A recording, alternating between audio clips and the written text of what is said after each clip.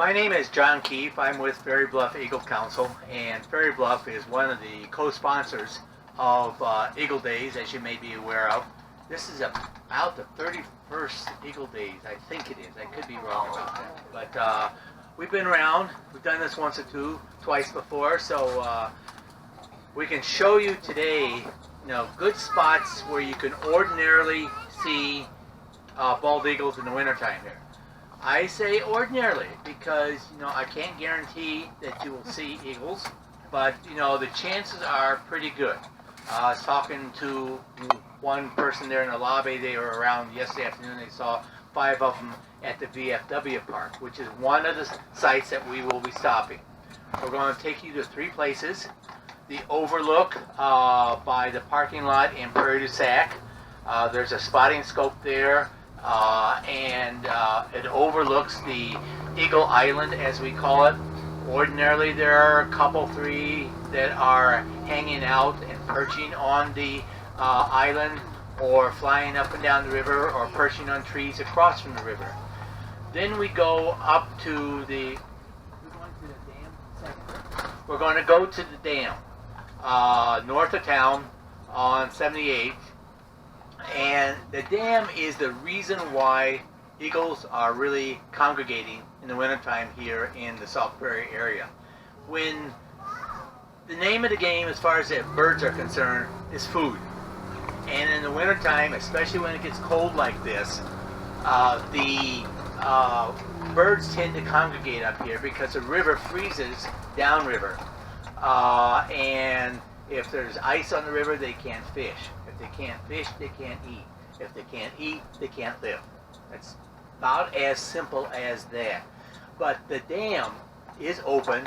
Gates, they're there. Water is flowing, and there's always open water below the dam. And usually for some distance below the dam, too. But that is the reason why the birds come to this particular area, because they are guaranteed a source of food, even in the coldest of weather. Now, the third stop we'll be at is the VFW Park, which is about halfway between the overlook and the dam. That's still in the village of Prairie du Sac there. That's useful because not only will you be able to probably get a good view of the perching areas of the eagles across the river, maybe some flybys, but that is also the site where this afternoon about 1 o'clock, Marge Gibson from the Raptor Educational Center up in Anago is coming down and releasing one of the bald eagles. It's an adult bald eagle that she has rehabbed. She's a rehabilitator par excellence. We're kind of keeping our fingers crossed because the weather was really bad today. We weren't sure whether or not she was going to be able to make it, but she is on the road. And so at 1 o'clock, and this is a free release type thing, like everything else here in the during the day. Donations are acceptable, but not required, or don't even feel obligated. But she comes down and she will tell the story of this bird, how it got injured, how it got sick, how she rehabilitated it, and then let it go. And one of my favorite stories, one of her releases several years ago now, she was there, and it's a magnificent sight when she holds the eagle in her arms, beak out, talons out, smart lady, and then she throws it out, and it takes off. And this one eagle took off, flew over the bank, started going downriver. About 4 or 5 other eagles came off their perches across the river, and it was, I'm really romanticizing this, but it's a great story. But they came across and greeted this rehabbed eagle coming in. It was almost like they were saying, "Welcome back to the wild. You're home again." And it just was a magnificent setting there for them. But she'll tell you the story, and you'll be able to enjoy that too. So that's at 1 o'clock this afternoon for anybody who is around. Now, there's a couple ways you can get down there. We do have 2 buses, one at 12, one at 12:15, leaving from right where we left now to get to the release. You can leave your car up there. You don't have to fight the traffic. we sometimes have more than 1,000 people down there for these releases, so it does get a little bit congested. So if you're going to go by car, suggestion is you go early. We are now next to the Wisconsin, and this is a sandbar right below Eagle Island.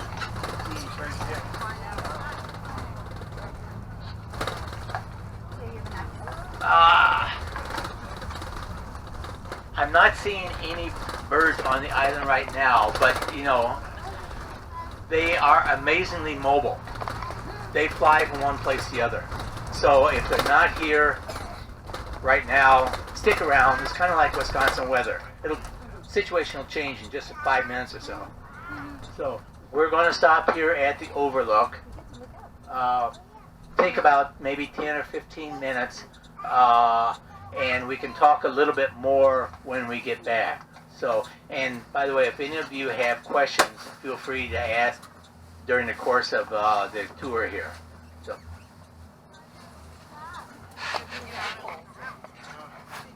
at the overlook here, and why don't we just tell, as we thought, there are no birds right now. There haven't been for a while, and the question was whether or not you want to get off the bus and go over and overlook nothing at the moment. But you know, you can always come back. So rumor has it that there are birds at the dam area. Rumor has it there are birds at the dam area. So would you rather just go on up? Let's go on. Okay. Let's go on. Spoke about a couple of them already. One is the availability of food, fishing. They can, you know, dive and pick up fish out of the water. Frequently they don't get the big monster muskies or anything like that. No muskies here anyway. But the gizzard shad, a little 4 to 6 inch fish, is the kind that they pick out of the water most often. But their chances of getting a catch are less than 1 in, well, about 2 in 2. It's further up. Oh, okay. Given that we can see them from so far away, Yeah. does that The question. that kind of makes it hard for them to catch their prey because they're easy to see? Well, that's true, but the flip side works too. They can see things from very far away because another one of their little adaptations, their eyeballs are encased in muscles which they can relax and squeeze, which makes it like a telescope. And so when they talk about an eagle's eye type of thing, you know, that's the reason, because they can adjust their eyeballs like a telescope so that they can see things far away, and then they can come up and catch things. But yeah, it's a hit and miss thing insofar as diving for food all the time. But I was So if you had to say, humans see 20/20, right. what does an eagle see? When we consider it to be 20 feet, what would the eagle see? 20 feet for away for an eagle is close up. 22,000 maybe? Can they see 100 They times can farther? see. I've heard some stories, you know, many miles, and if there's birds flying in the air and it looks like, you know, there's food someplace, they will fly, you know, a number of miles in order to get there because they think, oh, lots of birds flying around, food possibilities. I'm going to join in the food fest. With the roosts that I was talking about, they go in there at night and they're very communal, contrary to the nesting season. And right there, straight across where that radio tower is one of the roosts where they go at nighttime. Right across the road, behind the vineyard over there, Wollersheim Vineyard, there's another roost. And those are two of the roosts where they go at nighttime. Early in the season, and the season starts maybe early December to late February, early March, the river is open, so frequently the birds will be downriver at some of the other roosts. There's about 10 different roosts that we monitor, Ferry Bluff monitors and counts every 2 weeks. And so early in the season they're downriver, then it starts getting cold and icy enough, then they tend to come up here and congregate here because, again, they got open water and a good food supply and good roosting areas at night where they can go. Does that mean that the rest of the Wisconsin River, where the dams are, will you find eagles where the dams are on the Wisconsin River? To a certain probability, yes. These ladies here were telling me that up at Lake Delton this morning on the way down, they saw 11 eagles up there. And there are dams in the Dells area that keep the water open. So same thing over in the Mississippi, where there are locks there. You'll see open water below the locks, and you'll get a lot of eagles there, especially in Prairie du Sac, Fairville areas, La Crosse areas as well. And you can see them most of the winter time there. Yes, ma'am. Besides fishing, do they also go for small rodents and bunnies and things? Question is, besides fishing, do they go for small rodents and bunnies? Answer is yes, especially when there's no snow. That kind of restricts it a little bit, but coming into town this morning, I live just outside of town, I saw a rabbit scampering across the snow top, and that's fair game as far as an eagle is concerned. But they will feed on the fish as primary, but rodents, ground animals, carrion. No, Small children. Small children, they'd have to be really small. Small dogs. Possible. There's one on the ice. Oh yeah, he's flying in front of us. We're at the dam now. This is about half a mile north of the village city limits. You just come up, the first road to your right is Dam Road, and you turn right, and there's a fork up there. You keep to the right, and the parking lot down here. Now here, in these trees to the right, there are frequently a number of birds up there perching. There's one sitting on the ice, it looks like, two in the ice, and several flying across the tree. There's one coming in on the ice in the middle of the river, off a little bit to the right there. Just settle down. There's plenty of parking down here if you want to come back later. Looks like there's another. Nope, that's not an eagle. I don't think. Wing flap. That doesn't look big enough to be an eagle. No, that's a tern or a gull, I think. You can also tell by the wing flap. That was too fast for an eagle. Yeah. Oh, okay. There's definitely a big chunk sitting on the ice. Two of them. Last year there were like 4 in this tree right here. Yeah. In the trees here off to your right, this is another prime perching area where they'll sit up there and watch for birds in the water with those great eyes that they have and go down. It's really interesting to watch a bird when it goes down. If it comes back up, watch to see whether its talons come up to its beak while it's still in flight. That's a good indication they caught something. And they're getting a bite of lunch before they get back to the perch there, because a lot of times they get harassed by other eagles, and they want to make sure they're going to get at least a part of this fish that they just caught. So when the talons go up to the beak in mid-flight, you know they caught something. Fast food. If you look towards the pole, towards the dam, there's about 5 or 6 flying right now. The driver tells the power pole over across the river, there's about 5 or 6 of them flying around in that particular area too. Coming towards the house across. Are we able to get off? Or? No, not here. No, we encourage people to stay in their cars here. I know you will see aberrations from that guideline if you look outside, but you know, the birds will get spooked. It may not be apparent at first, but if they get uncomfortable, they'll fly further away rather than letting you get a closer look. The trees across the river around that pole too is another frequent place where they will perch. Now here's one. There's 3 on the ice. Yeah, there's. It looks like an immature. No, it's close to an adult flying right behind the sign here, in the middle of the river. There's 3 on the ice right behind the sign. Yeah. There's 2 parts to this parking lot. The lower one here. So not Now there's looks like 4 of them right in the ice. 3 or 4 there. And there's one flying back here. Given that they only weigh a maximum of, you said about 13 pounds, they don't need much ice to perch on it. No, no. They can do pretty well on a relatively thin layer. Maybe even an inch. An inch would be plenty. Now, we're all familiar with the Wisconsin and the Mississippi having dams, but I know of a particular dam, granted it's far removed from any place and it only has just a limited amount of water because the dam is much smaller. It's a much smaller creek.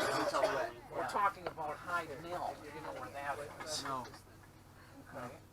Is it possible I for was smaller dams? I was running by one. Maybe 2 days ago. I was running by one in Madison by St. Mary's Hospital by the Arboretum. And there's a So if Bald you're on the Eagle up left high. side, there's one about the land in the tree or There's on a Bald Eagle over my little teeny dam. Oh yeah, they're flying the left over there. On the left side, there's a couple that are flying. They just went beyond the trees. That they may circle back.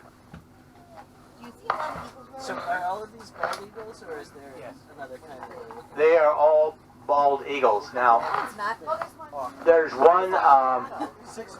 Well, there are some gulls out here, some ducks, some crows too. So I've seen some with brown. Here we go. Looky, right out in the middle. Yeah, they're going after the ducks. the ducks are not happy, I'm sure. But this one Look at is not this. a Bald Eagle? Flying, yes, that one is modeled. Yeah. Now, when you see a brown bald eagle, that's a very young, a year or two. A couple of years. Matter of Yeah, I fact, was like, that doesn't look at all. I'll pass this around because this shows you the development of the bald eagle plumage. When there's early on, they'll start turning white on their undercovers, and they'll be very mottled. Then they get less white, more brown, and finally, when they get the white head and the white tail and the yellow beak and talons, that's an indication of a full adult male that is ready to, or no, adult eagle. It could be either male or female, and they are ready for breeding. So what these brown mottle things are younger birds as opposed to adults. I'm going to pass this down. There's one for each side that shows you the plumage development from young on the upper left to through the 3rd and 4th years, and then by the 5th year, essentially, they have their full plumage. Ma'am? Ma'am? On the back of that handout that I'm just, what is coming back, is a map of the Wisconsin by county with the number of identified nests in the state. There are now, or at least last year counted, I think it's 1,695, 1,675 breeding pairs in these nests. So that double that to get you the number of birds that are breeding, plus the young. Usually you have anywhere from 1 to 3 eggs. Not all of them make it out of the nest okay, but usually there's at least one or two that do. So we have quite a few eagles in the state is what it boils down to. Was there a point that there needed to be rehabilitation to increase the population? And if so, what things did this area work with? Was there a need for rehabilitation for it to increase the population? And basically, there are rehabilitators and there are people who do that, but since the late, whenever they banned DDT, that was the thing that really made the difference. So it's not rehabilitation in and of itself, it's the birds not being jeopardized by the poisons that they were picking up, because DDT was getting into fish, into the animals in the field, and we were down to about 50 breeding pairs, I think, back in the 70s or something like that. And now we're up to almost 1,700. So you can see what an astronomical increase that has been. Another byproduct of that whole development phase is when Fairy Bluff started 30 years ago, our mission was limited to the wintering bald eagles because that's all we had in this particular area were eagles in the wintertime. Now, as you can see from that, the map that is going back there too, there are nesting pairs in every county of the state except one, Milwaukee. Yeah. There are, well, I don't know. There are falcon nests in Milwaukee. They like the tall skyscrapers in downtown Milwaukee. But the habitat is not quite conducive enough yet for the eagles there. But the Kenosha and Walworth did not have nests until last year. But it's an indication. You can just kind of see how they have expanded. Sauk County, which is Prairie and Sauk Prairie is in, had about 21 nests. And I think Dane had about 15, Columbia had 13, so there are a lot of nesting pairs here as well.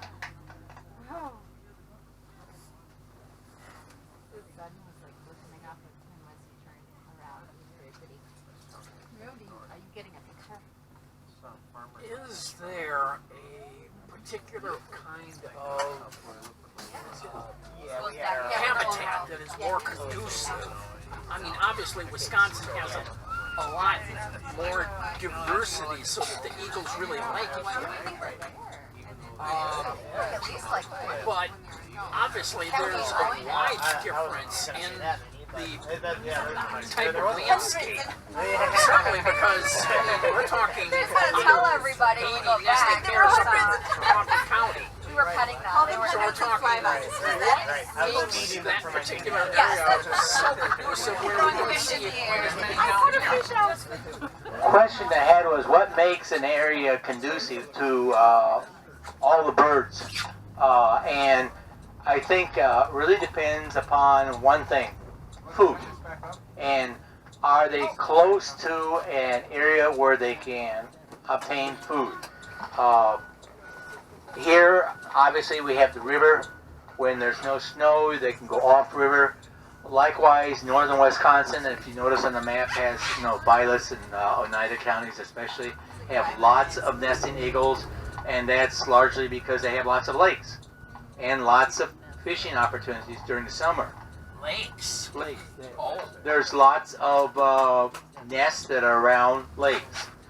Northern Minnesota, same kind of thing. In the wintertime, you're basically talking about the rivers.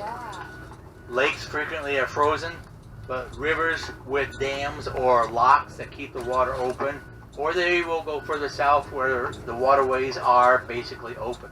Now there are exceptions. I mentioned the adaptability of the eagles. My wife and I were up in Sitka, Alaska, maybe 15, 18 years ago, and we were overlooking the harbor. There was a major 4-lane road right in front of us, short stretch, and then the harbor.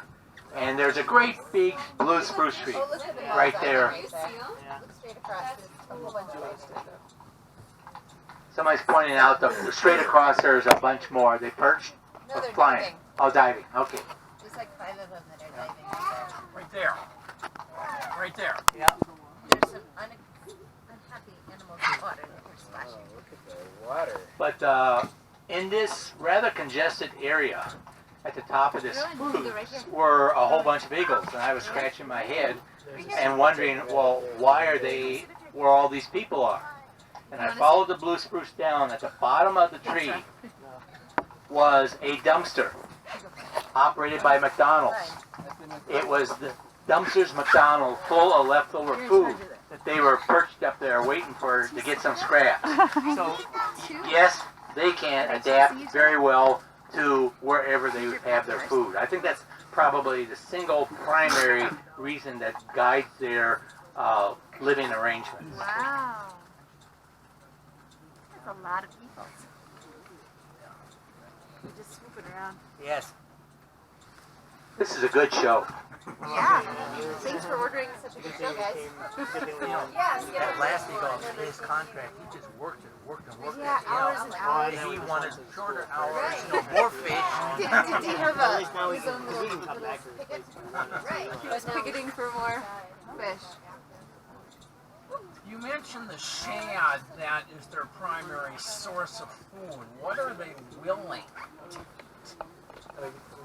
What are the birds willing to eat? They will eat carrion, roadkill, other kinds of things.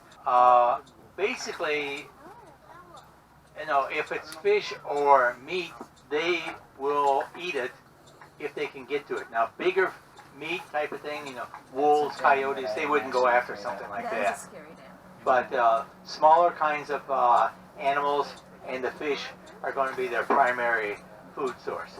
Here comes one, maybe coming into the trees here to the right. How many hatchlings do they have a year, and where do they come up? How many hatchlings? Yeah, how many babies do they have a year? They will have 1 to 3 eggs in a nest. And mortality rate for first-year eagles is fairly high because there can be rivalries within the nest. Stronger eagle will usually pick on the weaker eagle.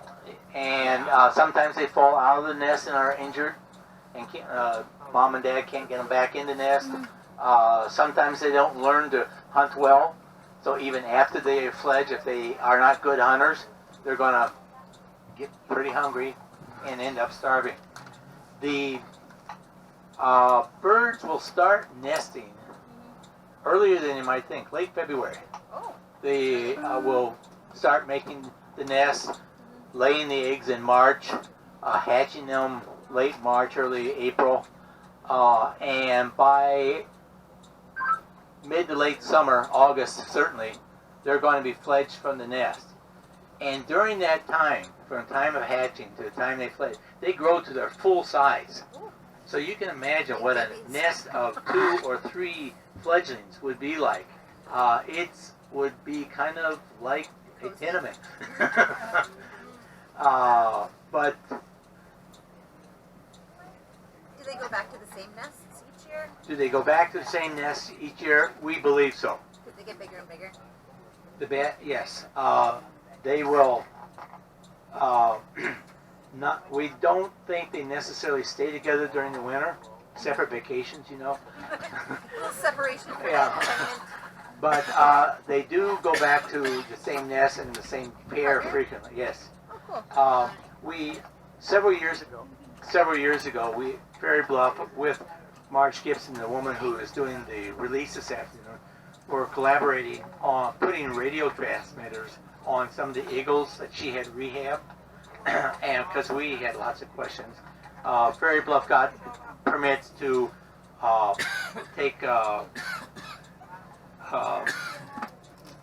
capture some of the eagles too with carrion that we put out, and then we captured them and put transmitters on them too. And so over a period of 4 seasons, we monitored about 26 different birds, learned an awful lot about them. But one of them was a bird that Marge rehabbed. It was knocked out of a nest up near Anigo, I think it was, and it was knocked out of the nest by lightning, and was stunned and was on the ground, picked up by somebody, brought to her. She rehabbed it, brought it down here and released it, just like what we're talking about this afternoon. And it stayed around for a while, and then later that same summer, we DNR was flying over the area doing an aerial survey and picked up the radio call, the transmitter, from that same eagle on that same nest where it's knocked out of.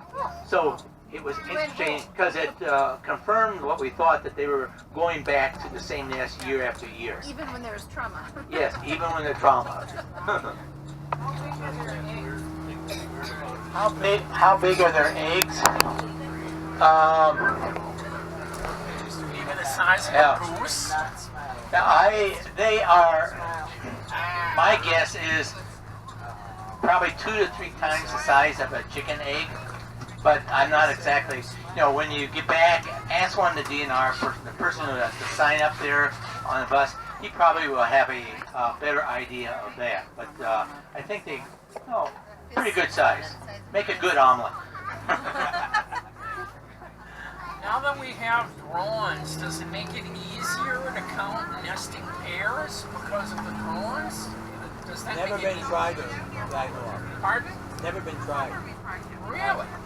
I'm not. The DNR question was whether or not drones are used to count the nests, and I'm not aware that that is done. There's a certain amount of investment there, time-wise, otherwise.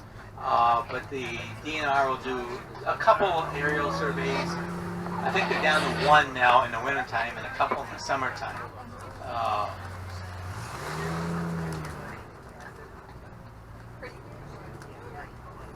What brought you to Eagles?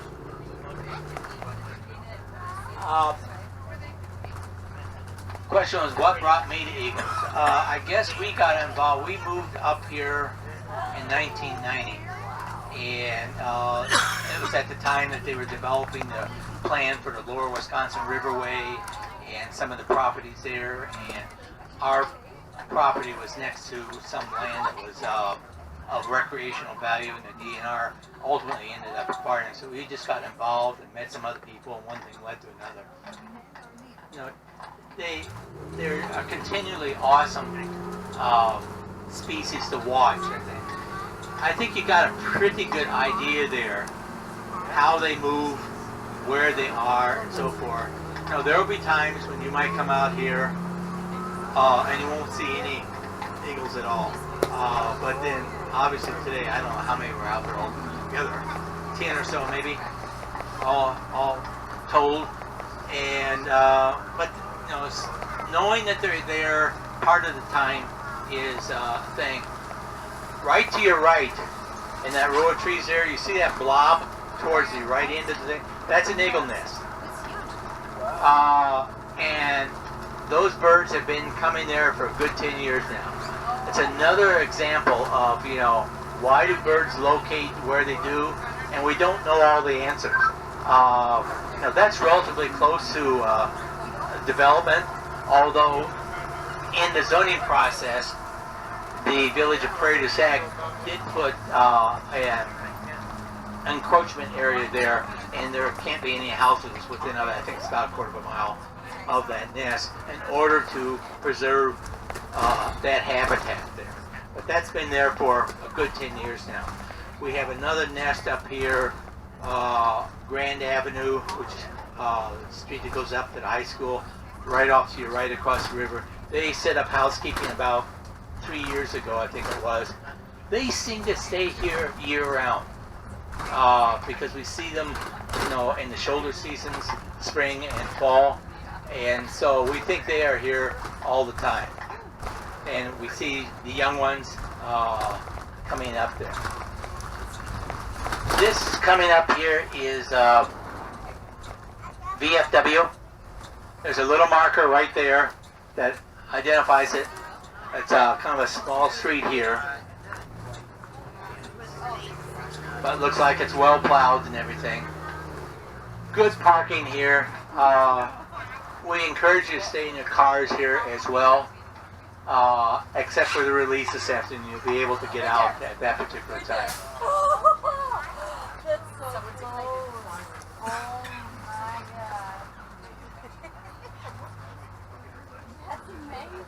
This is the one that we came back to last year. What you're seeing here, this is the VFW park. Across the river is where you're going to see a lot. There's a bird flying to your left over here. There's a couple in the trees on the point off to your left here. Those trees on the point are where you're frequently going to see some birds. The trees right across from us frequently will have some birds in there. There's one flying to our right. Yeah, see coming this way. He's doing a circle. You can open the windows In a circle. You can open the windows if you want a better view there, because they are kind of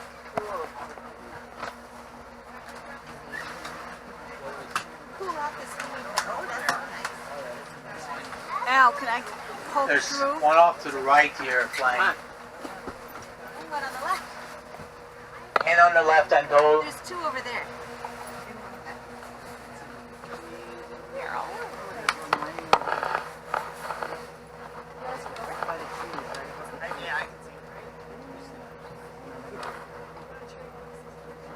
Look, there's one flying over there. Cool. There's a lot of activity today.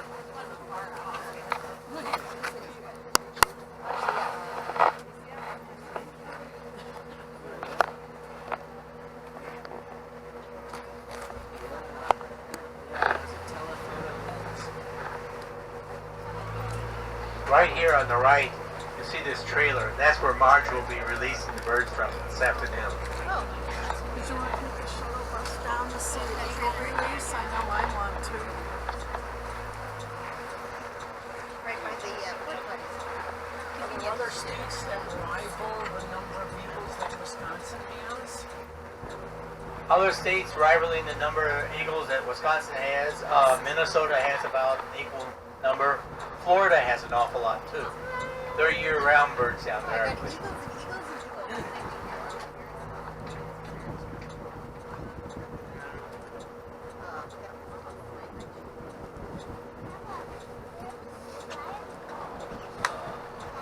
Across the river in the trees there looks like there's a couple of adults. Do you see them in the Some of that white may be snow, but Yeah. can't. But there's some right in the tree that's jutting out. Oh, okay.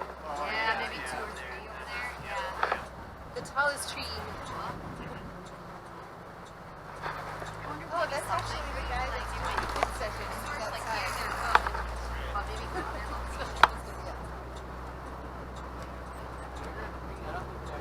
Maybe it's not as big in there. Oh yeah, because we'll be all out of the car. Yeah, it was just There. right. Yeah. Look at the Yep. ice. Yeah, there they are. Uh-huh. Yep. Oh, see, there's two right next to each other. Right across There's one right below it too. Oh no, right across. Straight across from us, 3 o'clock from the front of the bus, there are a couple sitting there in the crotch of that tree right next to the riverbank. Little towards the front of the bus, Right but there. straight across. Yeah, right there. Uh-huh. Oh, yeah, yeah, I see them. Yep. Yeah, I was looking at that before. I didn't know that. God, I wish I would have brought my spotting scope. At least I could see them. You can come back. It's in my other vehicle. I didn't bring my spotting scope in the They're one. here all month. Nuts. Better luck next time. There's two V's over straight across, and there's two like in the middle of the left one. Okay. You see that? You may, the focus is, Five of them over there. Gotcha. Right there. Oh, there. Okay, yeah. I was looking at the wrong tree. Yeah, there's some over there, but then right across, there's two V's. How'd you get that? Yeah, she wants to check them out. It's kind of just a little left of the. Okay, here I definitely want no smiles. There we go. You guys are welcome to use those, Rowan. Oh, thank you. Yeah, Rowan's done them, so I think we're Yeah, we left ours in. good. Yeah. These are great because they're like really good for the fact that they're like really teeny. Right, and like storage. Yeah, they're kids ones, but I might use them when he's not a kid. Oh, yeah. Yeah, keep them. Those two across from us, they Yeah. don't look like they're adults Did yet. you want to look again, Rowan? Or should we see if other friends want to they use got a them? white head, so they could be getting close. They're getting close, but I do see a Does little anybody bit else of want to use a modeling. little set Yeah. of binoculars? Did you want to use the binoculars? Yeah, yeah. Especially the one on the left. Yeah. Yeah. I was looking at the other tree. Oh, okay. But yeah. Wait, to the left or the right of that one? I was looking at the one to the right. Oh, the one looks like a Y? Yeah. Yeah. Like right below it, there's like a little, I I thought see. that was The tail, like if it was perching against right. That's what I thought we were looking at, but I didn't. Oh, the two. Yeah. For some reason we didn't much activity there in some here. Well, yeah, I know. Cool? I had heard about it. Nope. Last Yeah. year, one of my Yeah. coworkers, she's like, yeah, I'm going to like. Oh, look, isn't that a neat little camera? Prairie du Sac or whatever. It's a nifty little one. Cameras. Right, exactly. You do. It's this one. It's orange. Just like It makes sense. Yeah. oh, little itty bitty one. I think that goes on like helmets when you're going hiking I super may have fast. spotted another one. I don't know. They'll stay if they can find customers, but they'll go when they can't. So it would make sense that they would all be here all the time. Yeah. Because this is why they're staying. And is the kids show at 10:30? One of the other activities that Prairie Bluff does is we do roost counts, we call them, every other week in the winter season. And our volunteers will go out, like the roost right across from us with the radio tower is Black Hawk. Park ourselves on the road there and count the birds as they fly in of an evening. That's one of the best ways to get a reasonably good count, because most of the time when they fly into a roost of an evening, they will stay there. They're not coming and going like you see right now. Are we going to be back for the 10 o'clock Bird of Prey show, or is that? We will head out. Yes. If that was the target of the other kids, we might. Ah, yes. There is the Bird of Prey show at 10 o'clock, and so we're going to head back and try to let people do that. Great show. Slits on inside out and walk down it. Yes, ma'am. There's We're like going to go to the 2:30 one. there's like 8 birds. Eagle lifespan? It was really cool. How long is the eagle lifespan? Depends upon whether you're in captivity or not. The ones in captivity, they've known to live to be as long as, I think I've heard, up to 50 years. So really long. But then they're protecting from all the elements, all the dangers that can happen. In the wild, I think you can get 20 years out of a bird fairly easily, but it's a little bit harder to determine that. But they live quite a while. I should correct it. If you get past the first year, they live quite a while, because the mortality rate during the first year is fairly high. But the birds that survive know how to hunt, know how to avoid spots that are not so safe, and will basically be luckier. So a lot of times their birds are killed or injured when they're on carrion beside the road, and they're scared off by passing cars, and as they come up, they don't get up high enough, fast enough, and they can get killed there too. But they can learn essentially which way to fly and when to fly if they're smart.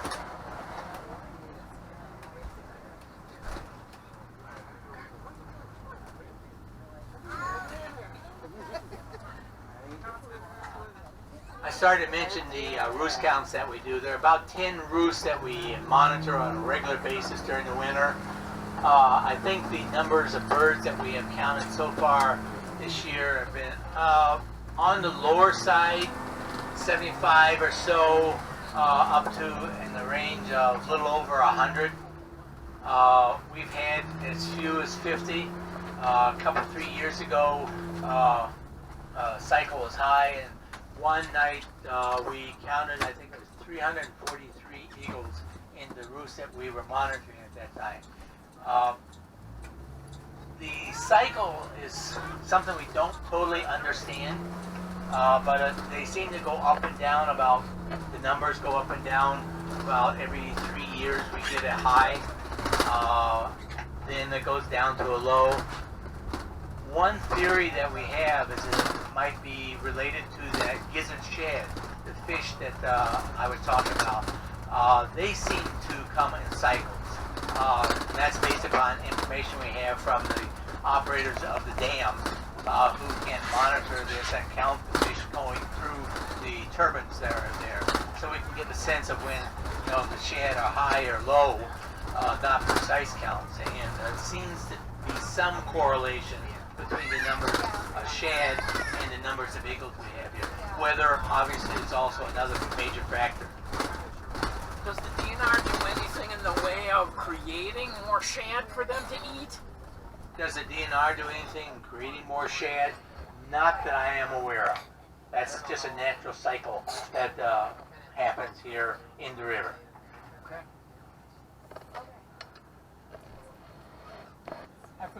I forgot to ask, how many of you are here for the first time? That's about right. I'm always amazed that there's so many first timers.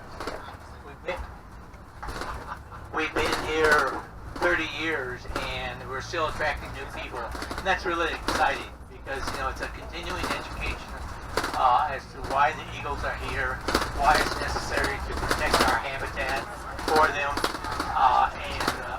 We've had really good responses, I think, most of the time in terms of the localities and most of the property owners in the area who recognize that, you know, there's more than an aesthetic value to eagles in the area.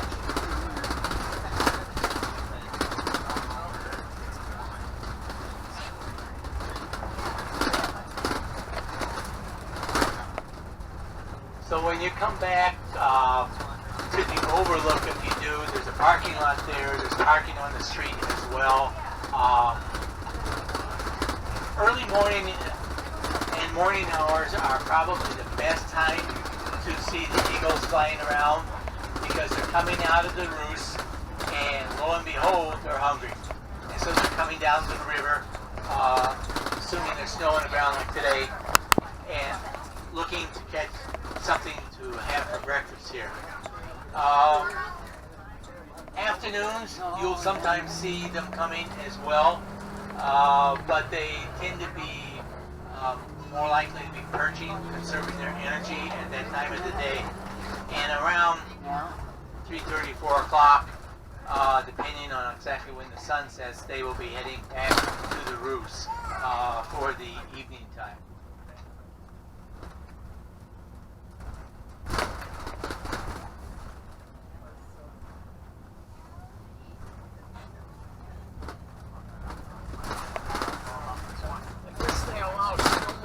In town. I just saw one on the street. You gotta stay on the street, and there's just certain streets that can be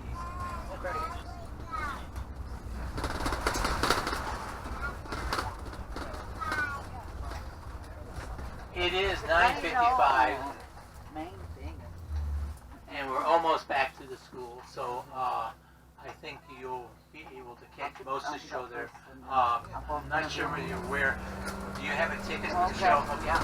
The tickets are free, but it allows us to keep a head count because every once in a while we get a full house, and if we go over the maximum allowed, fire marshal doesn't like us as well. I'll walk you to the drum today that I'm going to run and get my coffee. Remember, we got to hurry up and get back to that place. They're going to show that first. You want to stay for that? I'm going to run and put things back in the car. Okay.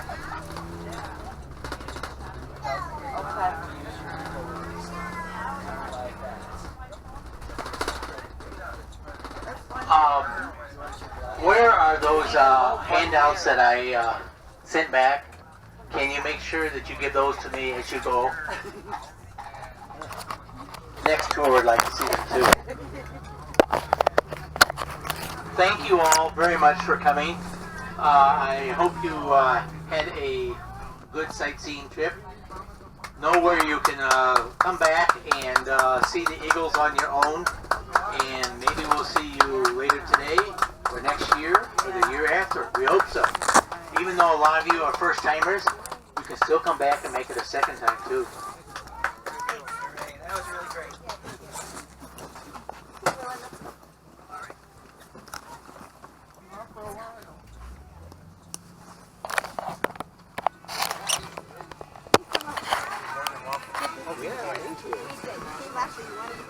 Oh, Good.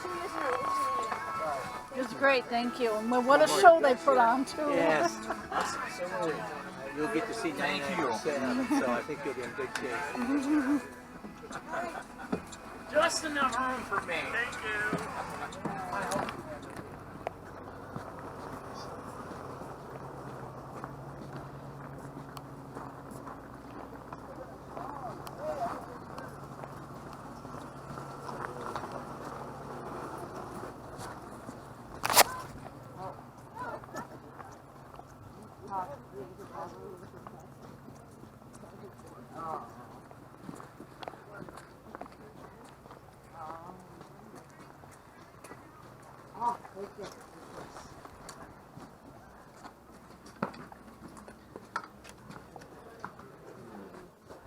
Thank you.